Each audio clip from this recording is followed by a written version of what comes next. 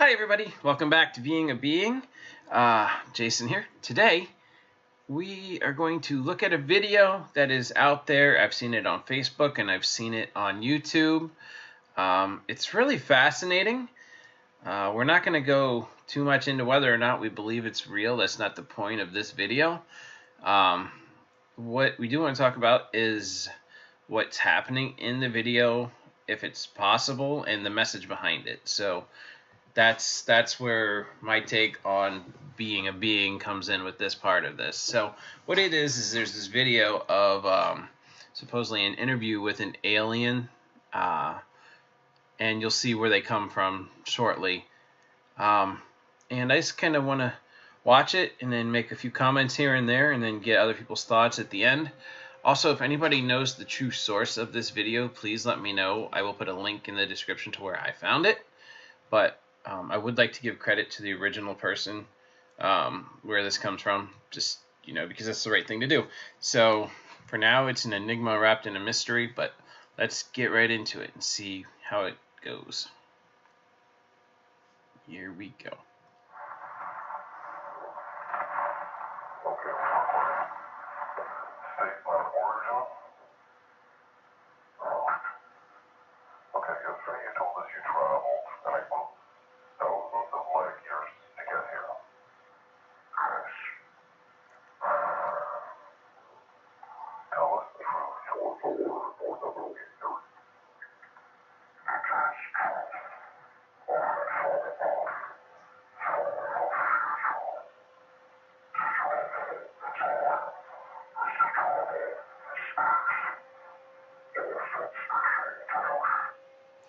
Wow, okay, this is already getting deep. So, it's not actually an alien, it's an evolved form of us. So we are probably some kind of infantile descendant to this advanced version of us.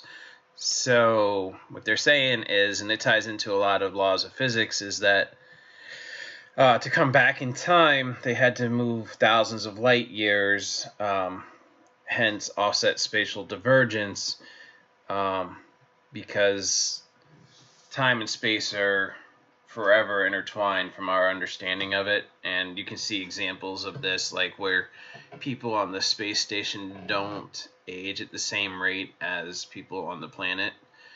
So what I'm guessing is they're talking about a technology where they travel backwards thousands and thousands of years and then arrive in much less time, so that the time that is passed is backwards. I mean, I'm not a physics expert. I think it's a cool idea and cool concept. But what's really cool is this idea that our future selves come back to watch us. So let's see what they have to say from there. So I take it aliens took over our future, right? Sort of human. Okay, so that's what I was saying. So you evolved from us. Cool. So what are you doing here now?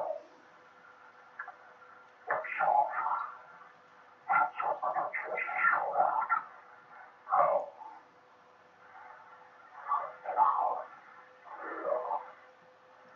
Wow. Okay. So the only way they can learn about their history is by coming back in time to observe, because us in our current form destroys everything with nuclear war. That kind of sucks, and I hope does not come true, but I could definitely see it happening. So let's see if he's got anything else to say on that.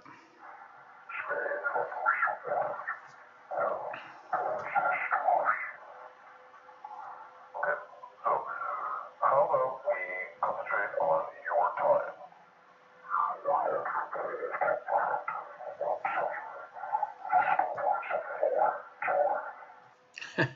Mic drop here. He's like, your tiny little brain isn't close to what ours is. You're not going to understand if I try to tell you about it. But let's see what happens.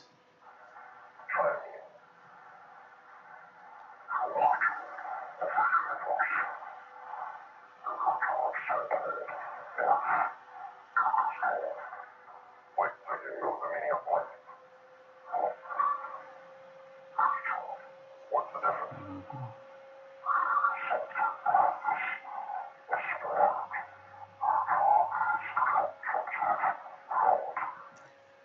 Wow, that's cool. So here we are talking philosophy to this future form of us, and he's saying already we don't understand because it's not about the meaning of life, it's about the nature. One meaning is a philosophical thing, nature is a scientific and fact-based thing.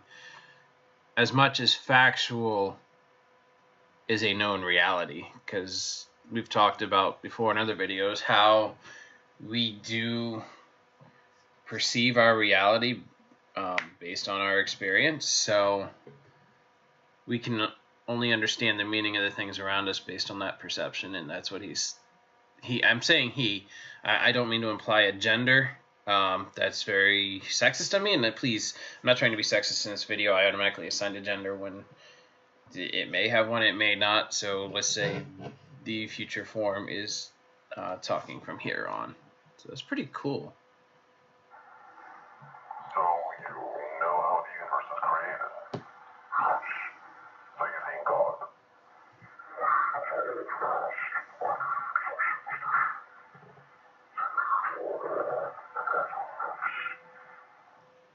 That's interesting. So this future form of us is saying we have discovered that God and religion is superstition, as far as they know objectively. At least I hope that's what it's saying, and not that there's no need for religion anymore, because everything I know about our current species and form, there's a need for something inside us, regardless of what you believe, to give us faith and strength to go on. Even if it's a faith in science and fact, that's still a form of devotion and commitment and spirituality. It's just a belief that we hold. So I'm hoping that the scenario laid out here, this part of it doesn't come true in our future, to the point that, you know, we have an understanding, but we still have that thing that makes us tick. It makes us human. Okay, illuminate us. So what happens when we die?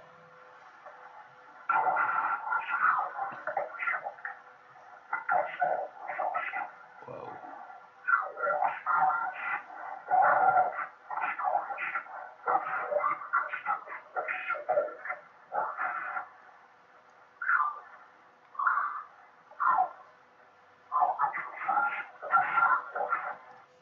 Wow. I think that's my favorite part of this whole video, is the idea that death is a human construct, and that there's this possibility that we all exist in one instance of the same life. That's deep on a level that's even hard to try to comprehend. The fact that when we die, it's really like hitting the pause button on the DVR until the next life starts up, and that it's just multiple concurrent existences of the same life at different points in time that surrounds us. I'm definitely open to that possibility, and I think that would be in some ways fantastic and amazing if it were true, because that really gives you hope for, you know, everything that you might not accomplish in this lifetime, what we call lifetime as humans now, that we have yet to accomplish and have already accomplished. So definitely really cool to think about, at the very least, and something that'll probably make you lose sleep tonight. I know it does me when I start thinking about it, but I do enjoy, you know, tweaking that part of my brain and saying, hey, you know, could this be possible? So, and it also ties into, you know, the whole the laws of physics with energy not being able to be you know, created or destroyed, only changing form. And we know that we're energy as far as we understand it. We come from the stars. I've talked about that before. You know, what if each life is just one instance of that form? And, you know, when we die, we transform and become the next instance of the life. It really does make sense what it's saying here. Okay, so let me get this straight. There's no God, and we all experience each other's lives, right? Cool. Okay, so how was the universe created, and why is it so perfectly made for us?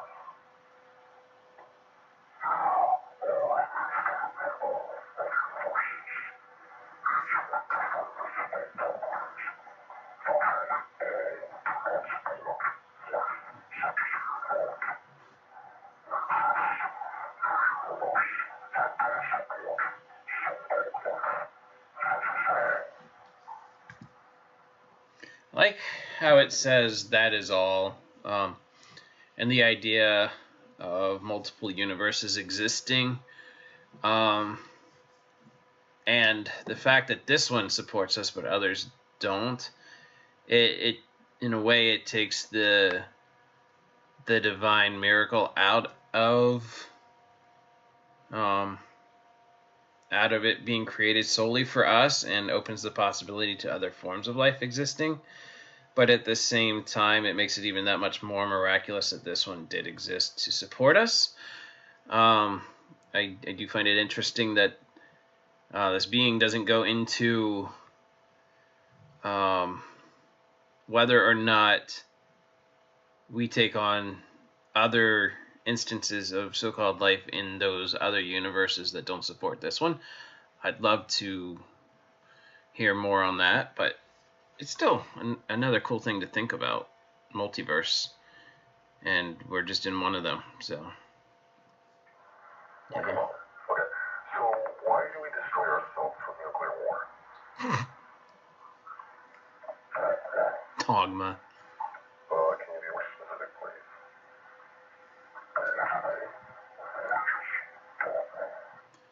please? Nailed it. Honestly, that is probably the one thing that makes this message possible. That this could be a scenario. Not that I'm saying this video is true. I mean, I suppose it could be, but the likelihood's probably 10 billion to 1. But more blood is shed on this planet from politics and religion than anything else. More than any other personal vendettas, hatred, affairs, drugs, money, etc. Politics, religious, trump all, because we're all afraid of things that we don't understand, that are different. And I say we all loosely. I'm not saying every single one of us is that way, but as a species, this is very true. It's one of our biggest, if not the biggest, character flaw we have. We need to collaboratively learn to live more unified lives and be accepting and more tolerant of each other's thoughts and spiritualities and beliefs, and come together to harmonize with them so that we can better our species as a whole.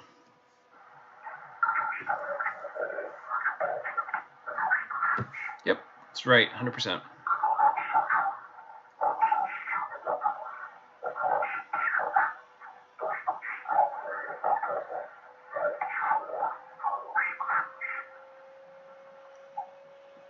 Wow.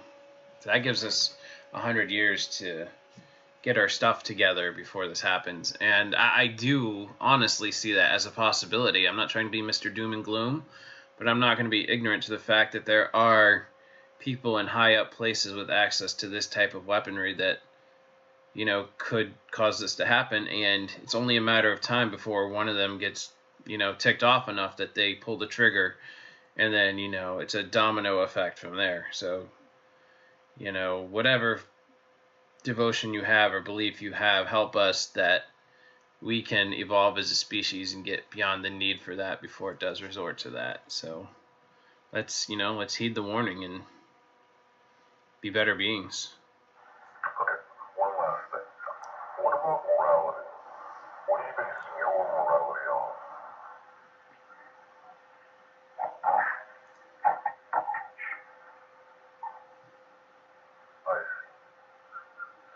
Okay, that's it. Thank you.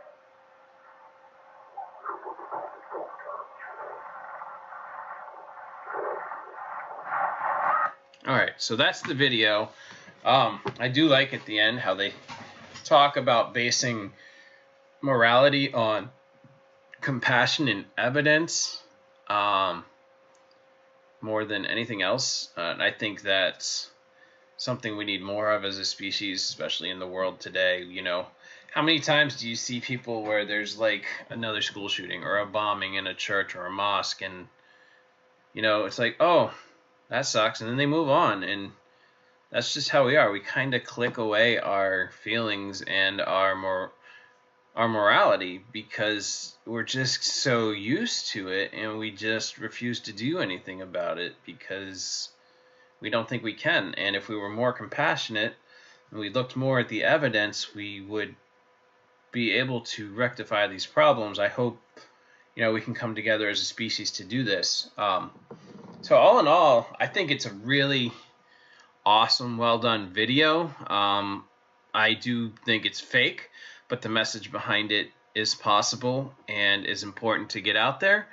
So, you know, that's my thoughts on this. Let me know what you think. And again, if you do know the source, please let me know so I can give it proper credit. I'll put the link to where I found this. And that's it for now. See you next time. In the meantime, let's keep being awesome beings to ourselves, okay? Have a great day. As always, thanks for watching. If you like what you've seen, please click like, subscribe, leave a comment, and share with your friends. Thanks for being awesome beings.